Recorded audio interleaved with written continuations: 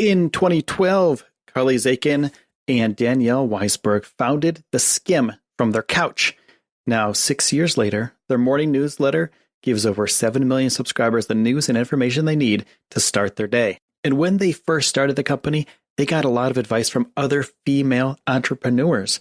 And now they're sharing those conversations and more on their podcast, Skimmed from the Couch, SKIMM' from the couch. Every week, you'll hear from women like Ariana Huffington, founder of the Huffington Post and Thrive, on why she puts her phone to bed at night, or Melanie Whalen, CEO of SoulCycle, on why she has a millennial mentor, or how actor Taraji P. Henson got over her first rejection and learned how to negotiate for herself. It's a podcast about the real stuff, tips and tricks to launch, grow, or change your career. The only rule on the couch, no BS. And check out Skimmed from the Couch wherever you listen to your podcasts. 9. T-minus 8 seconds. 7, 6, 5, 4, 3, 2, 1. We have ignition and liftoff. Hello, Space Cadets, and welcome back to the Space News Podcast. My name is Will, and I want to say for a couple seconds, thank you so much for supporting this podcast on Apple Podcasts. Super important that we get those ratings in and move ourselves up those ranks. Awesome. You guys have been doing a great job getting those ratings in.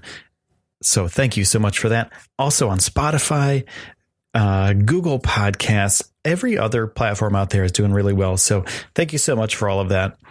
I really do appreciate it. Now, we know what else I appreciate when you guys go to spacenewspodcast.com. Check us out on social. We had a few people join up on Discord recently. I'm really pumped about that. And also, you can go to spacenewspodcast.com. Check out the latest episodes as well.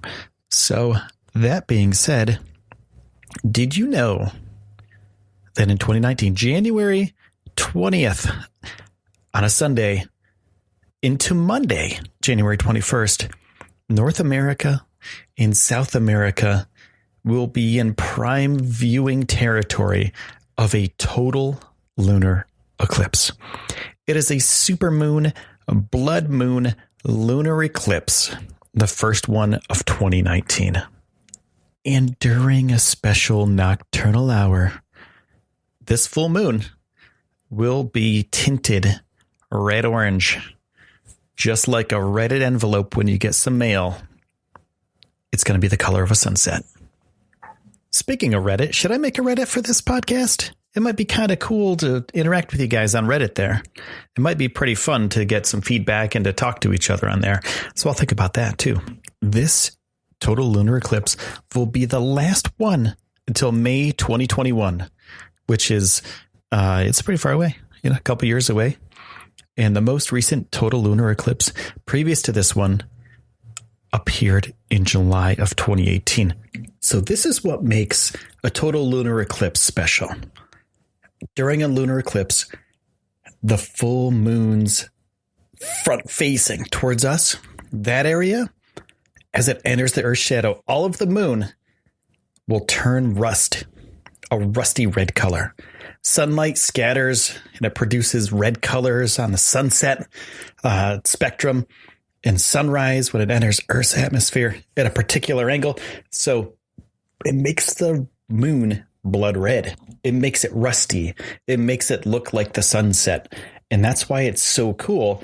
And that's why this is going to be a supermoon and a blood moon all in one. And it displays the color of the Earth's sunrises and sunsets, which reach the moon at that time. And a cool thing, think about this. If you're standing on the moon looking at the Earth, there would be like a red haze, like a red ring around the Earth at this point. And that's really cool. And this is caused by the all around the Earth. So all around the Earth, it's a sunrise and sunset at the same time. So if you're standing on the moon, the Earth is in the way of the sun. All you'd see is a red ring around the Earth. Now, this eclipse doesn't last for that long, but it lasts for a decent amount of time. It lasts for an hour and 2 minutes.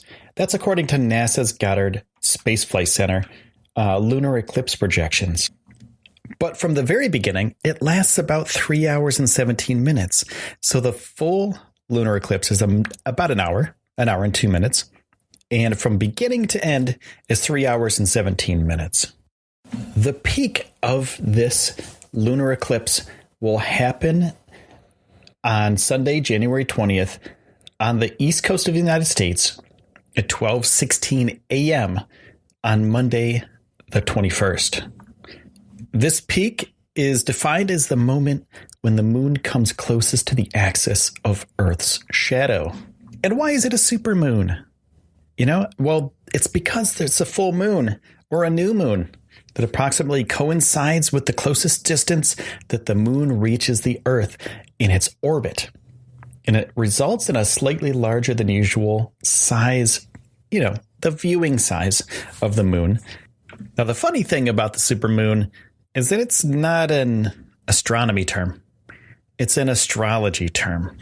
It was coined by Richard Knoll in 1979 in Dell Horoscope magazine. And it's defined as a new or full moon which occurs with the moon at or near within 90% of its closest approach to Earth in a given orbit. In short, Earth, moon, and sun are all in a line, and moon is nearest to the Earth. And you may ask, why is it called a wolf moon to boot? It's a thing that happens in January. The first full moon of the year is named after howling wolves, and in some cultures, it was known as the old moon, the ice moon, the snow moon, and the moon after Yule. It is derived from Native American culture, but there are some sources that claim it has Anglo-Saxon origins.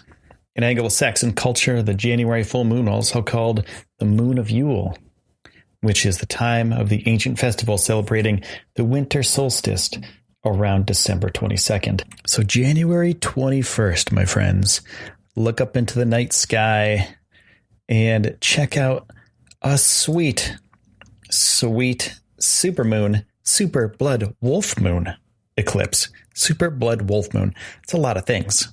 Super blood wolf moon. It's going to look really cool. It's going to be red. It's going to be orange. It's going to be all the colors of the sunrise and the sunset. And you'll be able to see that if you look up into the skies at about midnight Eastern on January 21st. I'll be out there. It's going to be cold. It's January, but I'll be out there looking. I'm going to grab some new binoculars before then too, so I can get a really good close-up of it. And for those people out there, you think there's a need for telescopes? If you want to do some sky gazing and you want to look at the moon, you can go to someplace like Walmart and you can pick up a really decent set of binoculars for around $70. And I know that's a lot of money for binoculars, but you can see cool stuff like this up close with those. And you can even get the cheaper ones. You can go like $20 and you can see a little bit more than what you see now. And it's 100% worth it. You get to see some really, really cool stuff on the moon. So that wraps up this episode of the Space News this fine, fine day, my friends. Space Cadets, thank you so much for all the support. Thank you so much for subscribing on Apple Podcasts. That's the main biggie right there. Stitcher, thank you for everybody that's listening on Google Podcasts. Also on Spotify, you're all supporting the site. You're all supporting the podcast just by listening. Now, if you go to our site, spacenewspodcast.com, you can go check out all the episodes whenever you want to. And you can also hit us up on social from there, too. So check that stuff out, guys. Thanks again. I'm out of here. Have a good day, night, evening, and I'll see you soon.